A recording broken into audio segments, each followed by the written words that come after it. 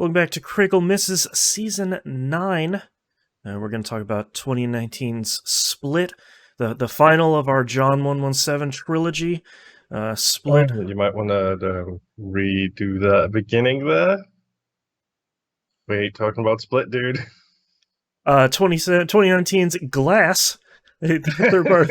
I'm going to keep all of that. Oh, yeah, I know. Yeah. I'm your host, Boston, who apparently is lost in time, and joined by Moonpier. Oh, dude. Oh, man. So here's why that happened. Last episode, I named the folder TVGP Critical Misses S09E03 Split. And just before we started recording, I created the actual S09E03 folder for Glass. And my brain was just like, yeah, I'm going to mess that whole thing up. And it did. Mm-hmm. Hooray. Yeah. We watched Split last time, and hey, still enjoyed it, because it's a pretty good movie. Mm-hmm. Yeah. This time we're going to talk about the sequel and the end of the trilogy, question mark? Which I guess we don't know the definitive answer to that. I can answer that question. Yes. Okay, so the end of the Eastbound 177 trilogy, Eastward, the train trilogy. It's Eastrail, dude. Come on. Eastrail. So stupid. The John 117 trilogy is finally, we're finishing the fight. I was going to make a convoy reference, but you probably wouldn't get that. Yeah, I don't think I will. But yes, we're going to finally finish up Eastbound and Down. Right, yeah, there you go. I got that one. We're going to finish up this cursed trilogy on this show with 2019's Glass. This is the one that neither of us have seen. I know virtually nothing about it, but Moon, you mentioned last episode that you've got some osmosis info. I literally had the ending spoiled for me. Great. Okay, so certainly won't be talking about that here in the beginning part, but I as we talk about pretty often, if we haven't seen the movie, the TV show, the album, whatever, we typically try and go in as blind as we possibly can. This one's a little hard with the movie poster. You can see it right over here to the right of me with, all three characters just being prominently featured on the movie poster. I think you'll find it's all five characters. Thank you very much. Yes, my apologies. Yes, all five main characters here, played by three actors. So I'm excited for that, because boy, there's a bunch of babies in Unbreakable, and it's been 21 years since that, 19 years by the time this movie came out. So it's going to be pretty interesting to see them return to these roles, and see Shyamalan kind of return to where this trilogy began. Yeah. Oh, okay. Now I have a cat literally walking across the front of me. Thank you, Louise. You are an honorary member of the show, but relax.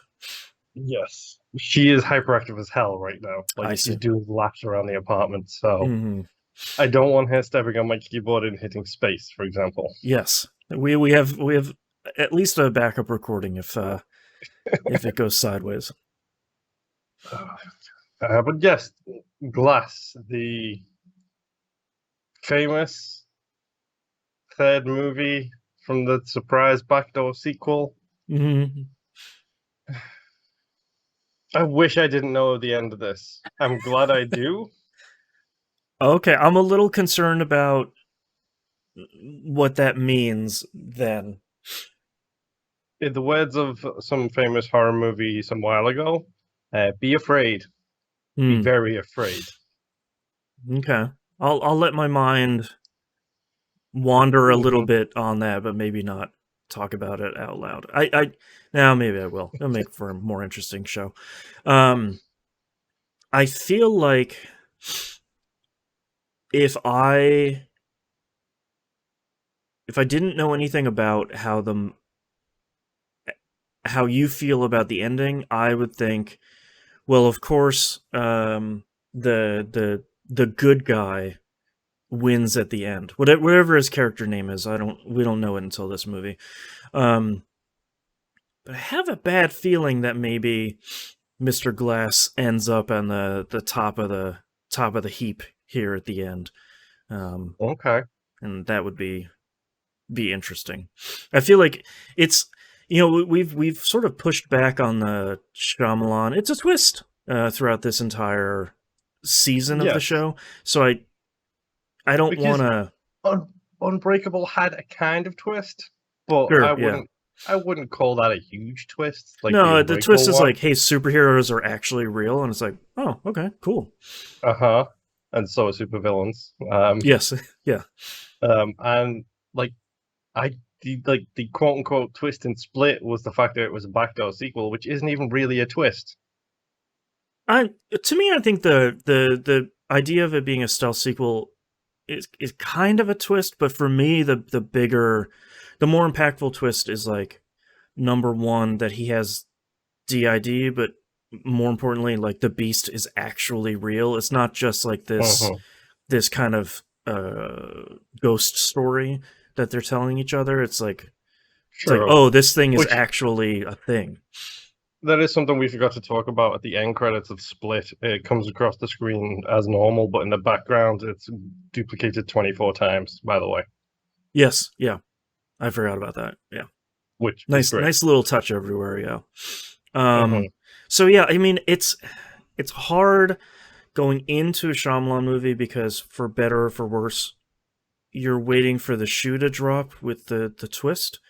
I don't think that's inherently a bad thing, because he always makes a hell of a movie. But you're sort of just waiting for it. Yeah. Yeah. Spoiler alert: the beach makes people old. Yeah, weird. This movie is called Old. Yeah. Still haven't seen that one yet.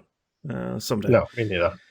But no, I mean, this is the convergence of, like, essentially two different stories into a third final story. Like, what do we think has happened? Like, we already know what's going on with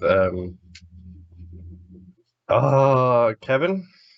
We already know pretty much what has been going on with Kevin in the intermingling years. Right. What do we think has gone on with David and Glass in the intermingling years? That's a good question. I feel like Glass is probably being a model citizen on the inside, while sort of plotting something for his return. On the inside, do we mean inside of his head? He's being a model citizen? No, in prison. He is being a model citizen. He was in a prison, or he was in some sort of institution, right? I'm dancing. Yeah, I'm dancing around the terminology here, because some of the stuff at the end of Unbreakable was like, oh, we don't really call it that anymore. That's kind of not. So I feel like he was sent to some sort of. I believe he was sent to an institute for the criminally insane. Yeah, where it's like, we probably don't call it that anymore. So, yeah. So he was sent elsewhere, to be in Magneto's plastic prison. But I'm assuming he's plotting something, because that was sort of his thing in Unbreakable. Is he's playing the long game. He's plotting. He's doing all this sort of stuff. And I almost feel like, for Bruce Willis's character. So, number one, really interested. Obviously, James McAvoy killed it in Split. I'm expecting him to kill it again in Glass. Like, I have the utmost faith in his acting skills in this. Really interested to see Samuel Jackson, because I feel like, as memeable as he is a very, very solid actor, and he just keeps getting better and better as he goes. Yes. And it's been 19 years since Unbreakable, and he's been a Jedi. Like, he's done everything. Yeah. Bruce Willis, on the other hand, shall we say that Samuel L. Jackson has aged like a fine wine? Yes. And Bruce Willis has aged like an open bottle of wine. Yeah, Bruce Willis has not made friends nearly anywhere. It I've never had the biggest problem with his acting. One of my favorite movies is Fifth Element. So like, if you have a problem with Bruce Willis's acting, he doesn't kill it in that movie. Um, so I'm sort of curious to see how he pulls off this role, but I think from a character standpoint, I feel like he's probably sort of continued to work, but kind of moonlight as a superhero around town. But I feel like he Yeah. maybe hasn't gone like whole hog on being a hero. Um, and he's Okay. probably not like, I'm traveling over to New Mexico to foil a plot. He's like, nah, I'm staying Do you here. think And he's your friendly neighborhood Spider-Man kind of thing? yeah, I think he's your friendly neighborhood security guard. He's kind of taking care of. Maybe he has like a police scanner that he's listening onto, and he's like, "Ooh, a civilian needs my help," and sort of Yeah. rushes No, on that's over not there. bad. Yeah. So obviously these characters are going to interact with each other. One thing Right. I wanted to bring up here is Samuel L. Jackson talking about working with James McAvoy, Mm, and this is a direct quote from Samuel L. Jackson. As good as I like to think I am, or what I do, or how I do it, watching somebody transform characters in front of your eyes and have an argument with four different people is pretty amazing. yeah, man. Yeah, like blowing Sam Jackson away is has to feel pretty good. Like, Yeah. man, yeah, McAvoy is just. I am also very shocked, like pleasantly shocked that McAvoy is back. I think I mentioned it in the last episode. If I was in his shoes, I'd be like, I'm like burnt out from this movie. Like I was like one of essentially two main characters in Split. Like now I got to play these three characters again, and potentially more depending on how the movie goes. But like, Yeah. man, that's some heavy lifting. I'm also pretty sure that this is this is a weird situation because Disney owns Unbreakable, I think, Okay, and Universal and owns Split gotcha. under obviously produced by Blumhouse, but Universal owns that one. Disney owns Unbreakable, so it was like, is this a like a is this like the Marvel DC crossover that we've all been waiting for from Right. Disney and Warner Brothers, I'll own essentially? this part of it. You publish it here, but we'll publish it in China. It's like, okay, oh jeez. All right. Mhm. Yeah. It's kind of weird. Yeah. The only other thing I know is the same composer from Split returns, which is really exciting because I really liked the score in Split. I thought it was Mhm. really solid. I really like the score in Unbreakable as much as you hate it. Yeah.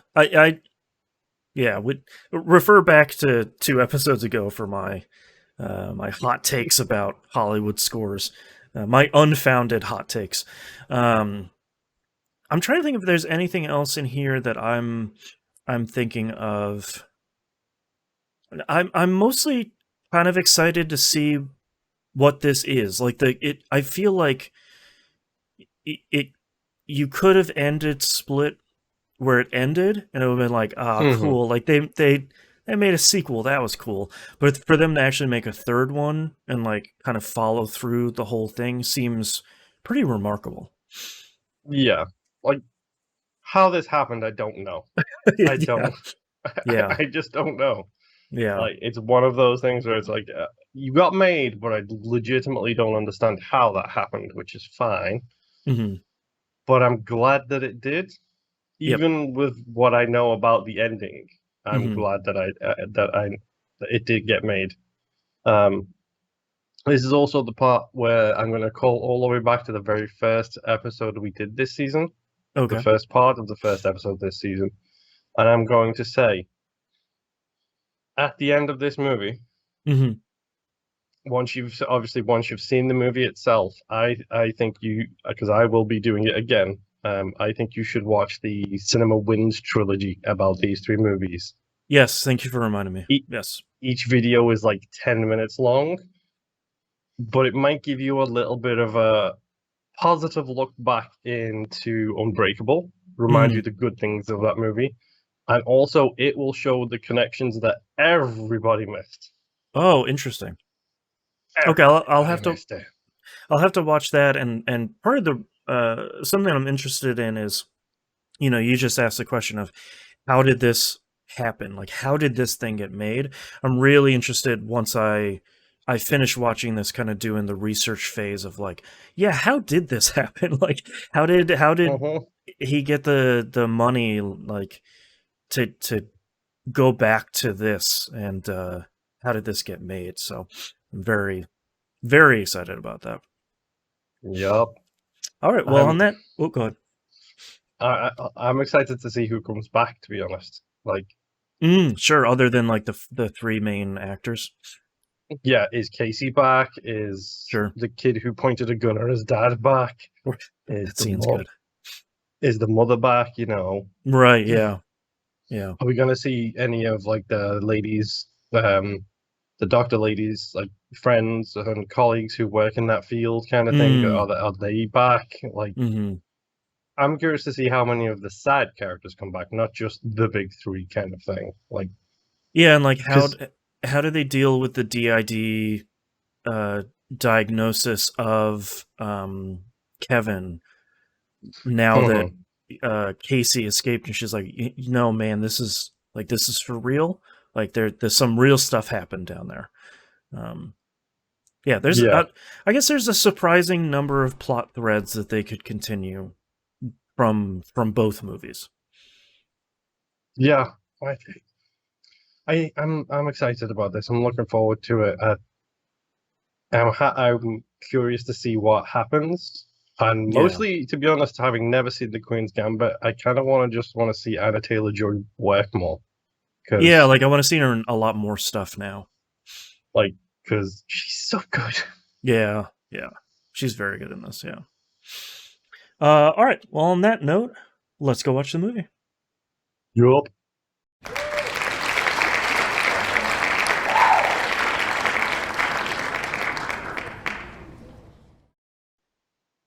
We're back. We finished out the trilogy, the Eastrail 177 trilogy. Remembered it this time? Hi. I'm a professional here after 6 segments. Let's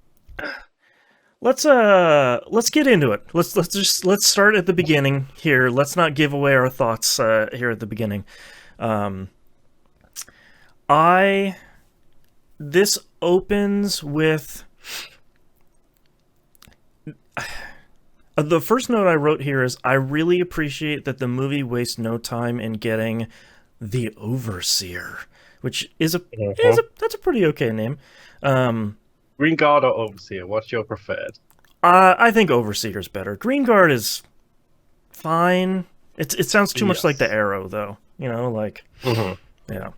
I like that it wastes no time in getting the Overseer and the Beast to fight.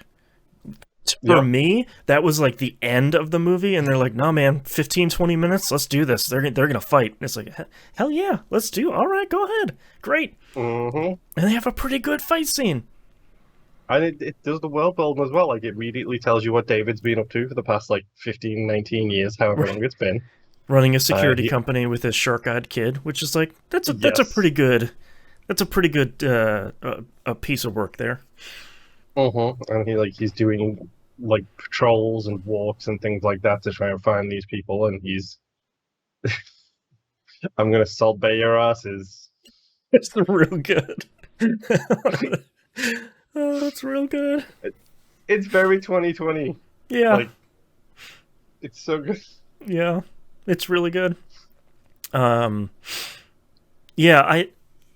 I thought that scene was pretty good, especially with him turning out the lights and ambushing these dudes and just beating the crap out of them. I'm a little surprised that when he goes home, we find out that he's single, which it was pretty surprising. Did you catch why later in the movie? Yeah, I was hoping it wasn't a divorce. I was praying that it wasn't. She died of some sort of cancer, I think. Yeah. Lymphomic cancer, which is very hard to treat. Yeah, and I think it was a number of years before Glass started. 5 years. That's 5 years ago, the I number think. that's in my mind. So maybe. I I like there's the scenes in the like the brick factory where the horde has kidnapped the cheerleaders and he's keeping them, and um, I like that Hedwig has to go outside to kind of walk around and bop around to some music and kick a door and run away. Like it's pretty good. Yep. Um, like we Because talked he's about, going to go on some of the beast. yeah. Like we said before, the fight scene between the two of them is pretty good.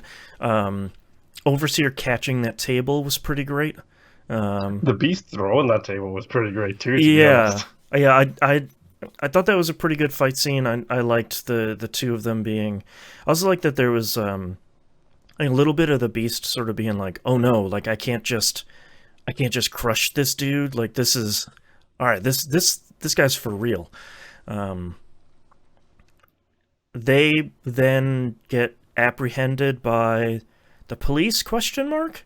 Um, Yeah. After some flashy lights happen, and the beast sort of chills out for a little bit. Yeah, and it's not Kevin. I think it's the fashion designer dude, I think, Yeah. who takes over at that point. Yeah, I never remember what his name is. Um, but yeah, they're then taken to Ravenhill Memorial Institution, which is a name I'm glad I looked up here because it's actually pretty believable. Um, and Dr. Staple is trying to convince them that they just have delusions of grandeur. They're not. They're not They're heroes at all. Yeah, they're not heroes. They're just regular people that think they're pretty awesome.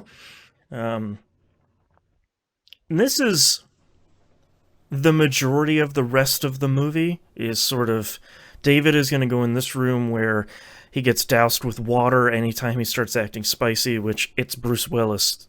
He's not going to say anything. Nothing's going to happen. Blissfully, he's not even really in this movie. Then Kevin is going to be in his room with the flashy lights that changes him to another identity. Alta. Yeah. Yeah. And then we learn that Mr. Glass has been there the whole time. Yeah, he's just hanging out there, sedated. Wink. Out of his mind, sedated. Yeah. Yeah, this whole part is pretty interesting because you see it's interesting to see the three of them separately dealing with the people in the institution, but then the people that are related to each one of them, which is the son, David's son, Casey, and Elijah's mother. Elijah's mom. The three of them are kind of pulled into this and sort of pulled to each other, which I think I like that happened sort of naturally. Like the three of them are kind of orbiting all three of these people, and they're kind of attracted to each other, what feels like pretty naturally. Yeah. It's a really good setup, and I like the tension building. I genuinely do. Mm-hmm.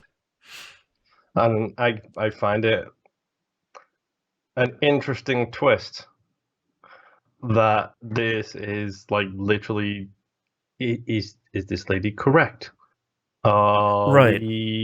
Are the just regular people kind of Yeah, thing. like I think that's a really interesting part of this movie, and that's the thing that propelled me through kind of this middle act of the movie is I think part of the reason why I like all three of these movies is because they are like real life superhero movies. It's nobody's flying around, nobody's shooting laser eyes, anything like that. They're still extraordinary people, but it's not extraordinary. So her bringing up these ideas, saying like, I think Elijah over here is just really smart. He's just got a real great brain. I think, David, I think you just might be a little bit stronger than other people. And really good at intuiting about people. Right. And like, I think, Kevin, I don't think those bars were super old. Those shotgun shells were super old. I don't think those were kind of, maybe you're not that strong. Maybe you just kind of got lucky. And I think they play it off, especially when the three of them are in that pink room. I think they play it off really well, where it's like, even I was like, maybe, okay. Like, yeah, I could, this is all kind of plausible. Like, I feel like that might be a little bit of a betrayal of what has been built up to this point, but yeah, maybe, a little bit. Yeah, but maybe, like, okay, I'm curious to see where this is going. This is like, if you ever want to give someone a good example of gaslighting, yes, this is it. Yep. Because you've seen the first two movies, you know that these two people are extraordinary. Yep. And yet still, you start to kind of have doubts when the lady spends all her time making you think that it's not real. Well, and there's even that shot of David's son in gym class or whatever, and he's over across the gym. There's a dude that's lifting hundreds of pounds, and he could sort of see him be like, huh, interesting. Okay, Like, there's all these sort of seeds of doubt being sown the entire time, where it's like, maybe she sort of has a point. Okay, interesting. And there's a scene that with Elijah riding a ride at a carnival that is just Yeah. Oh, those sounds. Oh, every time the crunching noise sounds, I was sitting here in my office being like, oh jeez, oh god, oh it's so bad. Yeah, what, like, every single time he breaks something, Yeah, it hits me so hard because yeah. because it's gonna happen, it's gonna be terrible, and then the sound hits and it's just the worst thing ever. It's so bad. The next big thing that happens here is a scene that I actually really like, where Elijah breaks out of his cell and meets with Patricia in her room, and unveils that he hasn't been taking his sedatives. He's just been doing a sleight of hand to switch them out with, I think it was just regular aspirin, I think. Yep.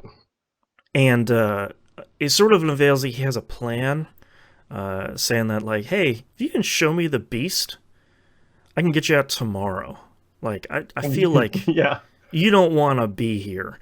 And I love his whole thing where he immediately goes into the room, like, and we will talk about, I'm sure we'll talk about Cinema Wins before the end of this, but his manners is so good, where it's like, well, thank you, ma'am, because he's read the files and he knows what he's looking at, and he assumes he knows who it is, and he does, based just off the way they hold themselves. It's a really great touch that I liked a lot, where it's like, he knows that he will get the most progress by being polite and listening to Patricia, as opposed to, like, going in there and being aggressive.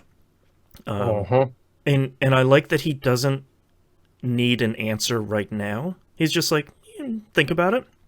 If you want to get out of here, though. Call a board meeting. Yeah, that's a good line, actually. I liked it. And then he refers to himself as Mr. Glass as he leaves. And then the Dr. Staple realizes he's been out of his room. They go to zap him with a laser after they catch him and sedate him, which we then quickly find out has not worked. Yep, because he broke into the lab and disassembled the laser. Yeah, and then he found a big piece of glass which he killed the nurse with, which is just...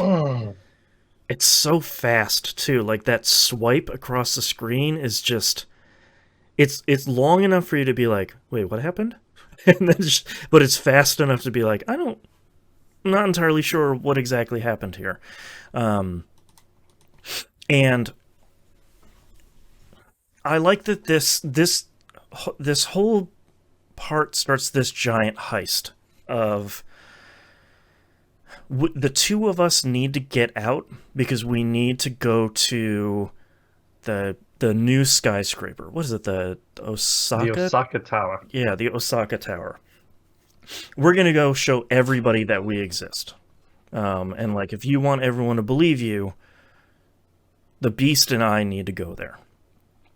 And it makes sense that the Beast really likes Elijah, because Elijah, he said he has 49 breaks across his life or something like that. I think it's like 96, dude. Oh, okay. I couldn't remember if it was like 49 or 94. I remember those two numbers, but the Beast is pretty pumped about being with this dude. And before they leave, Elijah decides to talk to David and says, "Hey, I deactivated the water sprinkler. It's a shame that there's just this little metal door in your way. I'm gonna go to Osaka Tower and blow everything up. See ya, peace." Like the Beast is going to be there, and the chemical company that lived there. And by the way, I'm going to use those chemicals to blow that building up. Which, yeah, I do like the design of the Osaka Tower as well. Like the solar panels that constantly, like as you every time you see the tower, those panels like are flexing and like rotating. Yeah. It's cool seeing like the tower wave a little bit. Like it's really neat.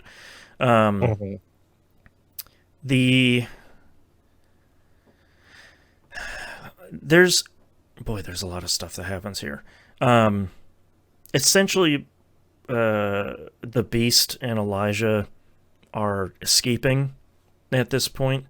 Pretty much murdering everybody that's in their way. Mostly Elijah is saying like, "Hey, why don't you take those guys out?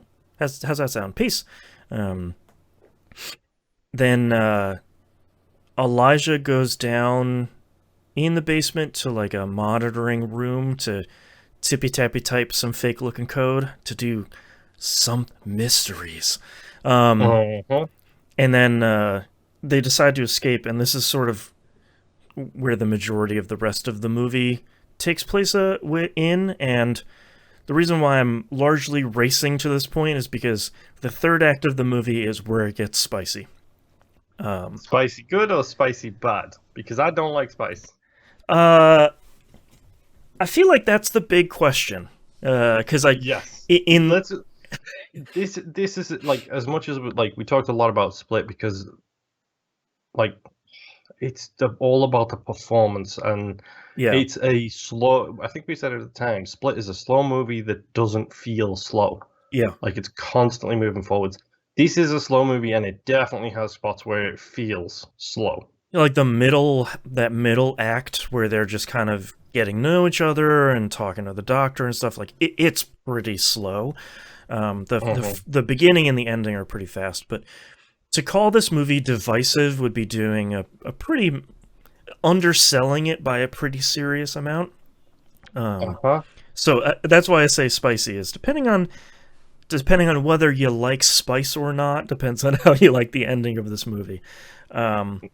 And it essentially starts out with the Beast taking out a whole bunch of the kind of security guards that show up. They're not even police. It's just like the security guards for the hospital.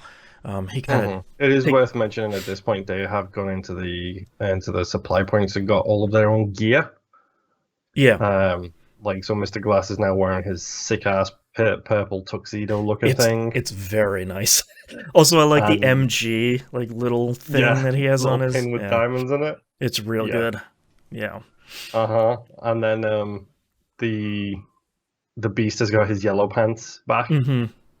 Which again, the coloration themes, which I'm sure we will go into. Yeah. And David got his rain slicker back too.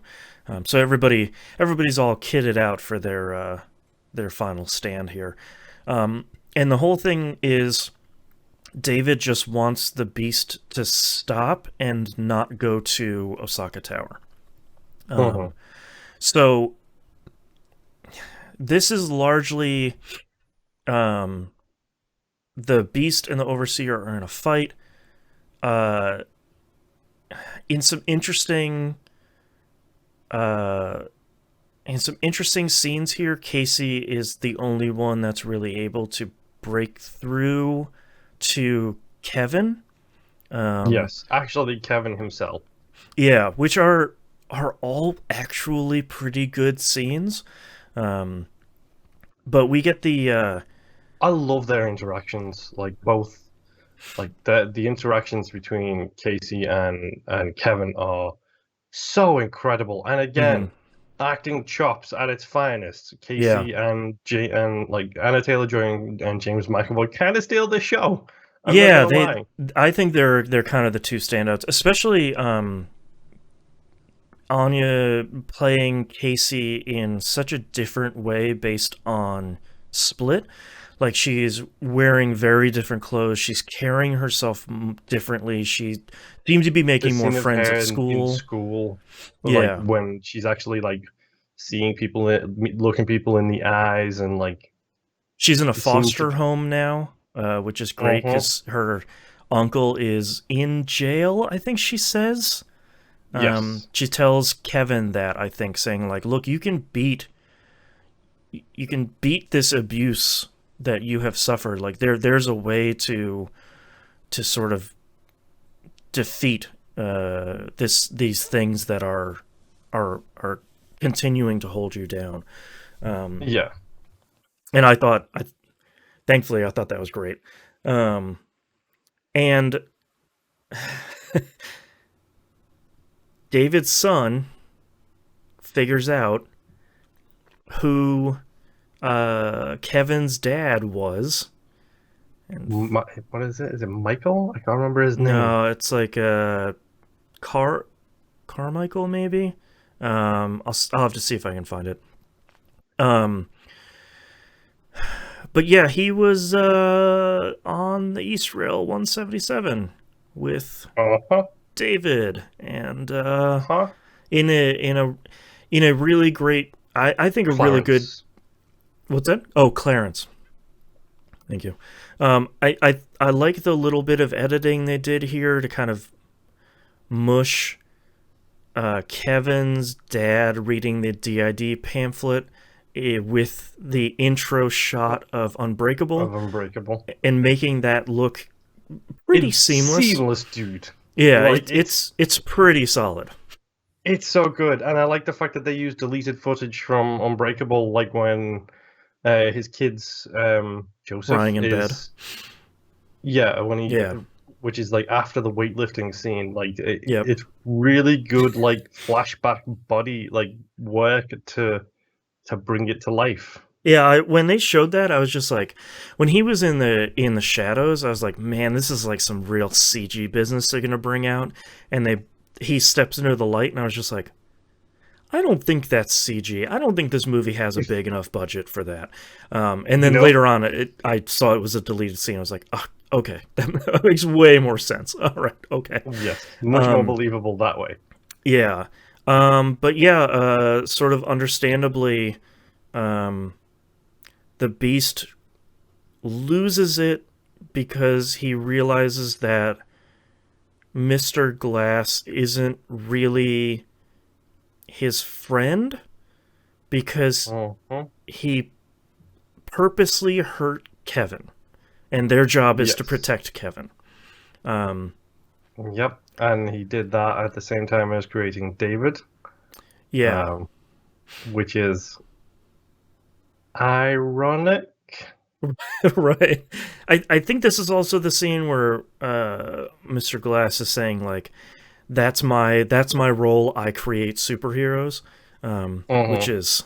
Credits to Cinema Wins here for the joke of, no, it's not, you assemble them, you idiot. Heyo. But yeah, the Beast then decides to give like the Vulcan death grip to Mr. Glass, which is cha-cha-cha. And there's just like the shoulder grab. Yeah, and then there's just like three more, just like oh, ta-cha, they're breaking. Oh god, so much stuff happens here.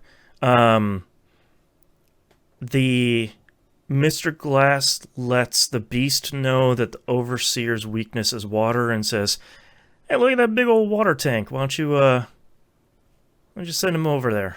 Why don't you dunk him on in there?" I think that was before this, because yeah, I think so. It was kind of at the start of the battle, because that's when you get the breaking out.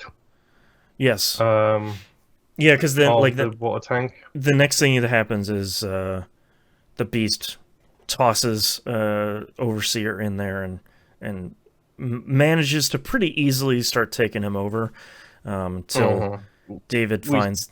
Go ahead.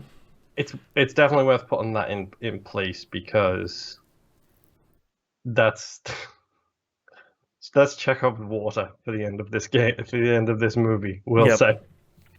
Yeah, they managed to break out because David notices there's some cracks in the thing. They roll out and boy, this is where stuff really starts to get spicy. We haven't talked about the doctor trying to make sure everything is hidden, quote unquote. Yeah, they're patients, like trying to get all the patients back inside, like back away from the windows, and keep everything secret. And there's a shot here that I really like where the Beast like turns around, sees Osaka Tower off in the distance, and like is getting ready to bolt and head out of there, but Casey grabs his arm at the last second. I like that shot of like anchoring him to the spot. Like you don't get to just go there and do that. Casey's gonna try to plead with him one more time.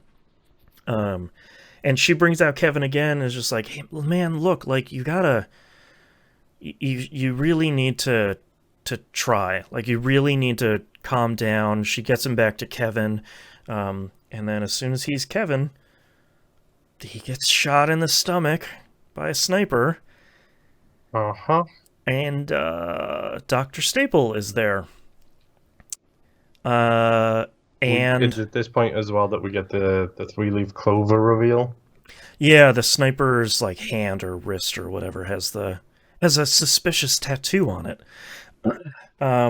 This is also where a security guard goes over to help David and drags him away from all the water, and then whoops. Oh no, you're in a puddle. Weird. Oh no. Yeah. You're drowning. I totally forgot about the long shot of Chekhov's pothole from very much earlier in the movie. There's like a shot that lingers on that pothole for like 30 seconds. Yeah, it's just ridiculous. Like it's like okay. This is she like reaches out to him, is like, "Take my hand." You could see that she has the tattoo as well, and then it goes into a flashback of like her in a like a restaurant, yeah, with a whole bunch of other people, which did not make sense until a little bit later in the movie here. And then they just drown David in a puddle. A puddle.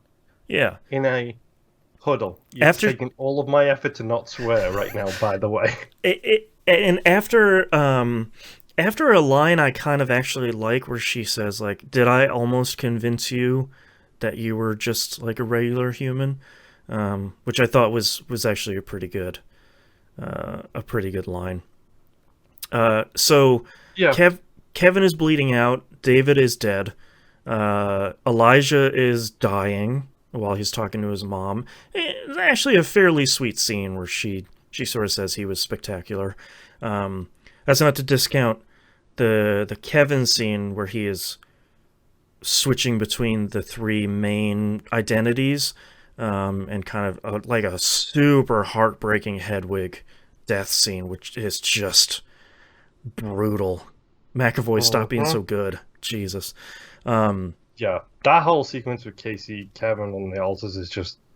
It's so good. How do you get that much empathy for someone who is the second worst person in this movie? Right, like he's... Like, Kevin himself is a victim of circumstance. Like, he's clearly not in control of the light, as the movie calls it. But like seeing all of those characters kind of, even what's his face saying like, oh, this pants have blood all over them. Like we gotta wash these pants. Like he's still kind of particular until the end. And I think it's fitting and bittersweet that Kevin is the one Kevin himself is the one that holds the light the last, which is just heartbreaking. This whole scene is just heartbreaking. Let's talk about the elephant in the room before we keep moving on. Let's say it again. David Dunn, the overseer, dies face down in a puddle in a parking lot in a pothole. I like a lot about Glass. I don't mind that David dies, because the three of them dying is in service of the ending. Mm-hmm. I don't really mind that he dies in a puddle. It just feels like it's one dude pushing his face in the puddle, as opposed to like if there were like 3 or 4 dudes holding this guy down in a puddle. I feel like that probably would have been a little bit better, but like and like we literally saw him push 4 fully armed riot guards into a big like container box. Also, like it was nothing. His line there is like one of the most 80-yard lines I've heard in movies in a really long time, of like, I'm just trying to protect you. Like, stop putting Bruce Willis in movies. God. But yeah, I understand, because we've seen all 3 of these movies, that his weakness is legitimately water, and it just feels like I'm not nearly as upset about it as a lot of people are. I think it sort of stinks, but I don't think it destroys the movie or anything. It's just like it feels like a rare miss from Shyamalan, where it's like everybody else feels like their death kind of makes sense, but David's feels a little bit like, I don't feel like he would be that weak from being in that thing of water. Like I feel like there. Okay, now that I'm talking about it out loud, I guess my biggest issue is there's no struggle from David. Like he's not even like trying to push himself out of the pothole, because like it's not much wider than his chest is. So like it's one of those things where it's just like there seem to be a lot of holes here. He was inside a giant container full of water and still managed to punch his way out of it while fighting the beast. Not a dude, the beast. Right.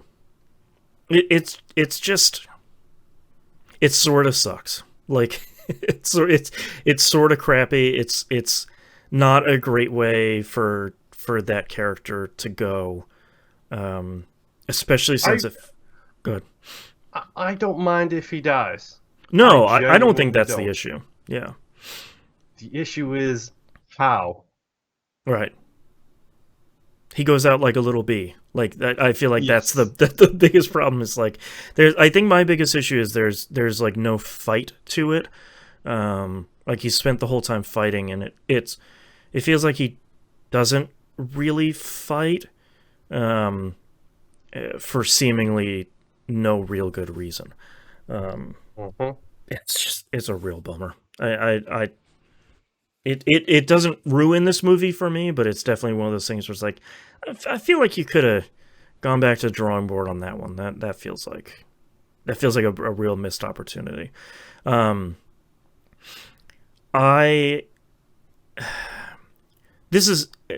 rest of this is interesting. Staple goes and talks to the IT dude and says like, "Hey, you got to delete all this footage, and we're gonna lie to the rest of the the patients that live in this institute, saying like, "Oh man, wasn't that crazy? Drugs. Anyways, don't do them." So like, it's a little bit of like sort of plausible lies. And there's an interesting scene that's like sort of fine but sort of not great, where Dr. Staple, like has the well, first there's the dinner scene where she's like, all right, our secret plan from our secret society worked. And I was like, wait, what?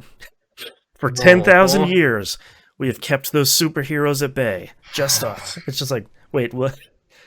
Wait, the what? Okay, sure, I guess.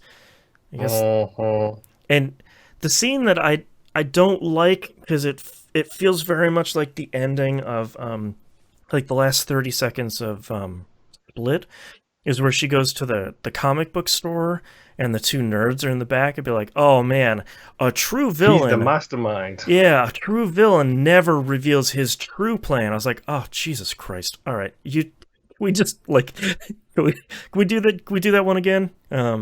So she, of course, realizes, oh, maybe Mr. Glass had another plan. So they find out that he had managed to live stream all of the security camera footage to a website, and that the majority of that footage, along with a little voice memo, was sent to the three: David's son, Casey, and Elijah's mom.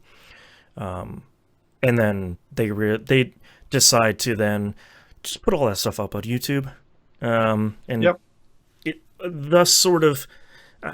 My concern leading into the end of this movie was, I think it was Elijah says like, this wasn't like the end of the story. This was the origin story, sort of all along. My concern was that David's son, Casey, and Elijah's mom were going to be superheroes. I was like, that's gonna be real bad. I hope you don't do that. But thankfully, the unveiling is. The plan was to show the world that heroes do exist, so that this will sort of lead to an awakening of people with extraordinary powers. Yes. And that was it. Yep. That's the end. Oh, boy. Oh. Can I go first? I'll go first. Please do. I don't know where to start. A lot of talking. Yeah. I despise the end of this movie. So where does the end for you start, like essentially when they're in the parking lot, like there from there to the end? I don't mind the fight. Like I actually quite like the fight sequence. It's pretty good. As low budget as it is, like I like it. I like seeing the Beast toss over a cop car like it's nothing. I like the Beast and the Overseer like banging each other into the van over and over and seeing it crumple. So like it's pretty good. And then like him ripping the doors open on that when the Beast is distracted and like saying to the two volunteers inside, like go and get us. I love that whole sequence. Yeah. The bit where David dies in a puddle. Yeah. Is the bit where I hate this movie. It's like fine. Have him die. I don't mind. Yeah, that's not the problem. Legitimately have him die. That's not the issue. Yeah. The issue is him dying in a puddle. Yeah, and it's not even like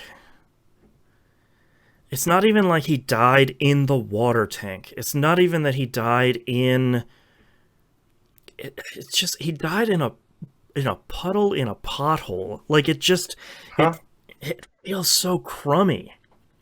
Yeah. It's so cheap. Yeah. Because, I mean, we've talked about it before, but, like, I love Unbreakable. Unbreakable might be my favorite Shyamalan movie. I really like The Village, too, mostly because that's so tense the whole time. But, like, I adore Unbreakable. I genuinely do.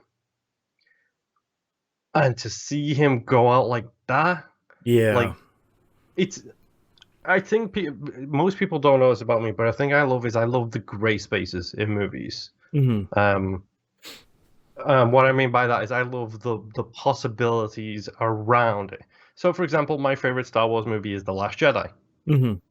Is that 7 or 8? Pardon? Is that 7 or 8? That's 8. That's okay. the Rian Johnson one that I love everybody that one too. lost their minds about. That movie's really good. The reason I love that movie is because it's gray spaces. It's the Jedi aren't right, the Sith aren't right. What is right? What's right is maybe somewhere in the middle. And as a huge Grey Jedi fan, that's exactly where I stand. Like, one of the reasons I love things like Dune, the series that Star Wars is based on, is because straight away in Dune, you're introduced to like the Butlerian Jihad, which is just 2 words put together, which is when machines and man went to war against each other. Like sentient machines went to war against man because man was becoming so weak and stupid because the machines were doing everything for them. So they destroyed all of the machines. They don't tell you anything about that other than what I've just said. Right. And in my head, that's 17 movies, that's 6 novels worth of information. You get to paint the stuff you're interested in. Exactly. Now the difference between me and most people here is I'm not going to get mad if they produce that stuff and it's not what I want it to be. That's fine. I still have my thing. And that's why this film is absolutely fine. It's a perfectly fine movie. I don't think it's as well structured as Split. I don't think it's as well structured as the pacing is a little bit off. Like, yes, yeah. But that ending just takes everything about my what if space and just completely blows it out the water. It's like, if you like this movie, fine. If you like the ending, that's fine too. I'm not going to be mad at you for liking something I don't like. But to see somebody who I'm sitting here in my head and imagining all of the good things they've done over the years, and they literally go out in a puddle. And I think part of the reason why I'm grumpy about it is it doesn't feel like it's up to the caliber of writing that I would expect from Shyamalan. Like, his stuff is like it or not, he's a good writer. And like, his plots are so tight. Like, everything he has written and directed that I have seen has been incredibly tight and incredibly well put together and well thought out. And this one just feels like that sort of isn't great. And like, I'm sure that a lot of people have problems with this like secret anti-hero, anti-villain cabal of people. I think that's a nice touch because that's what humans would do. Well, I think it's also interesting because that's a comic book thing. Like, of course there's this secret group operating in the shadows for millennia, trying to keep heroes down once there are too many or they're too strong, or a good and a bad one are in the same area. Like, they got to come in, they got to swoop in and take them out. Like, that's a very comic book thing to do. Like, the twist at the end of what Elijah's true plan is, that's a very comic book thing to do. The ending of this movie is just X-Men. It's just like, hey, everybody in the world could potentially be a superhero. Isn't that cool? That's like the intro of an X-Men movie or comic. Like, all of the rest of these movies are very much comic things. It's just this one major misstep with David. Like, again, we're not even talking about how Elijah and Kevin die. Both of those are pretty fair. Like, the doctor waits until Kevin's defenses as the beast are down and then shoots him. Like, that's the smart thing to do. Logical sense. Yeah. Like, that's like it everything about it is fine except for David. Yeah. I mean, Elijah gets his insides punched to dust. Like, sure, that's a thing that character would have happened to him. It's just... And, like, save the container. Like, don't have the fight in the big water barrel. Like, have the Beast and David have a normal fight, and then, like, maybe towards the end of the fight or whatever, like, David gets stunned, Kevin gets dealt with how he gets dealt with. Like, the Beast is taking it out of him. He obviously can't damage him, but maybe he's exhausting him because he's putting him through more than he's ever been through. How about you close the loop with Unbreakable and have David die getting tangled up in a tarp in that giant tank? Yeah, like, literally have... Elijah's not there to save him this time. Like literally have somebody toss him, or like four guys like throw him into that tank at the end of the movie. Yeah, exactly. Like have them put him in that water and hold him down in there, exactly how, like you said, exactly how Unbreakable, that last fight in Unbreakable goes. Yep. Except it doesn't go good. Like the Yeah. kids aren't there to help. Like that kind of stuff. Like, but a puddle, dude, a bloody puddle.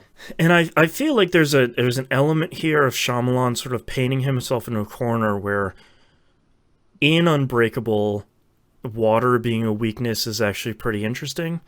In this, water being a weakness is still pretty interesting up until you have to kill him, and then it's sort of like, yeah, what are my real long-term options? So it sucks. Like, it's just really it's a super bummer. There's no two ways about it that it sort of stinks. And I do like Glass. We'll get to our rankings here in a minute, which I'm sure will go very quickly. I do like Glass quite a bit. I think it is a solid movie. I do agree with you. There are pacing issues. It feels like it's maybe a touch longer than it needs to be, but that's every movie for me that's over 90 minutes. It feels like it's a good movie that obviously has some issues at the end, and it doesn't feel like it's really up to the rest of the Shyamalan stuff, especially coming off of Unbreakable and Split. Like it just feels like a misstep. Yeah. I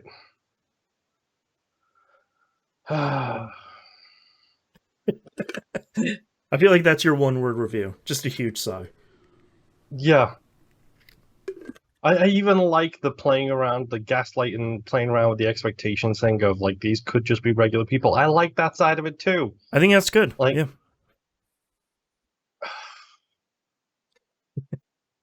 That's just a bummer, man. Yeah. Oh, man. Yeah. It genuinely is. Yeah. All right. Well, on that note, do you want to get into our rankings? What's our number 3 movie? Everyone say it at the same time. Glass. Yeah. See the last hour and change here for the reasons. What's your number 2 movie here? Oh, this is so hard. Yeah, this is the tricky one. I think for you, this is probably easier. It's a little bit. I feel like my preferences of the first two are a little bit more obvious.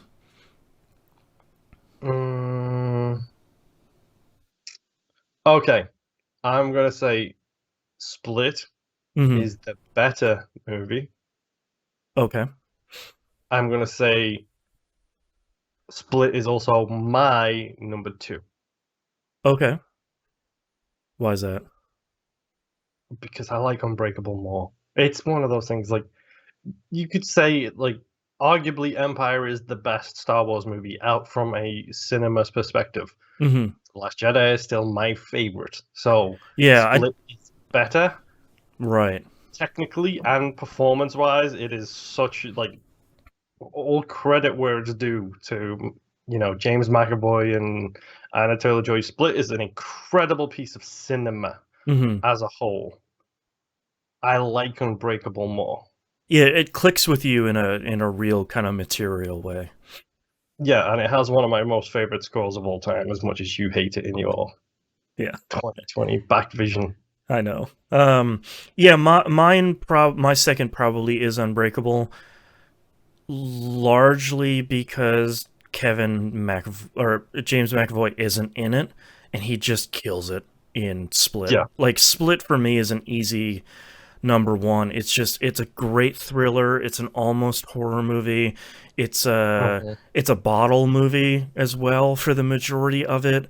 And he just could be argued as one of those perfect movies where it doesn't do a whole lot wrong. Like, I can't think of anything quote unquote wrong in that movie. Yeah. And I it's interesting too, because I feel like McAvoy, in the 3 years between Split and Glass, his control over the performance of the Horde is better than it was in Split, but so much of the rest of it drags that movie down. Like him switching constantly between like 10 or 15 different people in one scene seamlessly with different accents and body postures and facial features, and like it's incredible.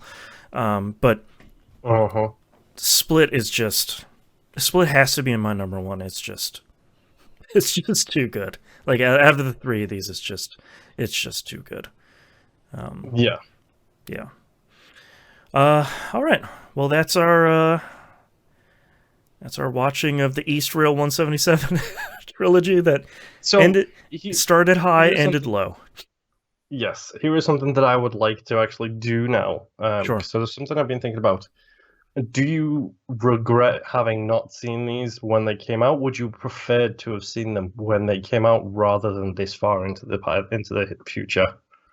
You know, I was thinking about that the other day because I didn't watch Unbreakable when it came out, and I for a while I felt like I missed out on it, but I actually don't regret waiting this long, only 21 years to watch Unbreakable, because I feel like at this point it's a known quantity that it's like a modern day superhero movie.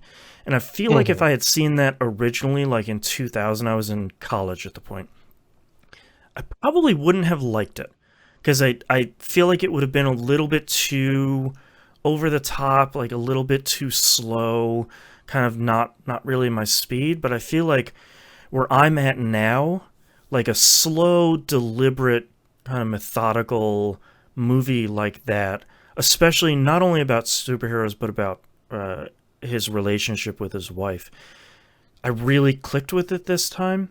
And I kind of liked, probably as like a direct, as much as I love the Marvel movies and like all the X-Men movies and everything, those are very fantastic.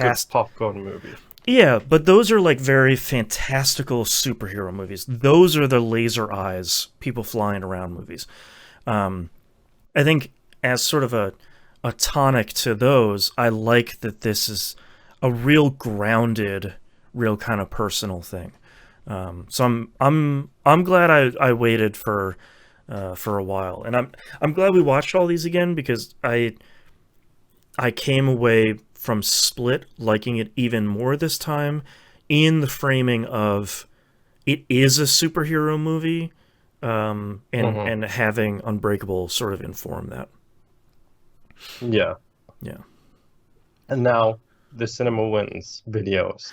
Yeah, I hadn't really watched. Moon has been reminding all of us in these episodes about once all three are done going and watching the Cinema Wins videos. And I haven't really watched any of his stuff before. I feel like I might have seen one of the two parts of maybe the Hot Fuzz video. But as soon as credits rolled in this, I hopped over there and watched all three of them. I think they're like 20 minutes apiece, maybe.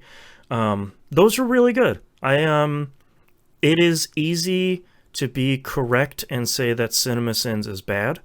And I like that Cinema Wins is very much like, sure, he very much also doesn't like Glass, but I feel like the way that his approach to covering things is very similar to ours, which is we might not like certain things, or we might not like the thing as a whole, but we're still going to find things to like. We're still going to find silver linings, and I really appreciate that, especially as more and more people on YouTube line up to be the first to hate something just because it's new. Yep. So I appreciate that. Yep. As his as his tagline in his videos actually says, because liking things is more fun than not liking things. Yeah. And like, the dude's covered so much. I think he's done like 4 or 5 years of content now at this point. And like, some of the stuff, he points out stuff that I missed completely. Like, if you go back and look at Unbreakable, the color schemes for the next 2 movies are all there. Yeah, it was a nice little touch, saying like, okay, yeah, they carried that stuff over from the first one. That's nice. Like McAvoy wears yellow, the hero wears green. It's in a purple box surrounded by purple tissue paper. It's like he puts so much stuff together, like the amount of effort he does. And you know what? His look at Glass is probably the most negative I've ever heard him be about anything. Mm-hmm. But he still does win the movie as a whole. He's like, yeah, this is great, and that's great, and this is great, and that's great. And it's like he does that for everything he covers. And some of the stuff he's done is incredible. Like, it's so good. Also, beautiful beard win might be one of my favorite things that consistently carries over. It's pretty good, yeah. But yeah, Cinema Wins, if you are fed up as I am of all of the negativity everywhere, go give that channel a watch. Like, he's done so many videos, and it's all about celebrating good things. Like, was it his Unbreakable video where he breaks down like all of the different movies people who've worked on like Unbreakable who also worked on really bad movies too? Yeah, was it it was either Unbreakable or it was Glass no, I think it was Glass, because it was like, how did this movie happen when all of these people lined up have worked on incredible things? Yeah, it's like, oh, this editor who worked on Avatar: The Last Airbender. Yeah, you think so, but this editor also worked on like Titanic these 5 incredible movies. It was a real good question of like, how did something like this happen with incredibly talented people? And we will probably never know unless Shyamalan has an interview in a couple of years saying like, yeah, man, this thing just went pear-shaped because of money and direction and miscommunication and Bruce Willis and like all these other different problems that the movie really suffered from. They all just kind of grew to be too much, and the movie kind of crumpled under it. Yeah. But did those videos make you appreciate Unbreakable a little bit more?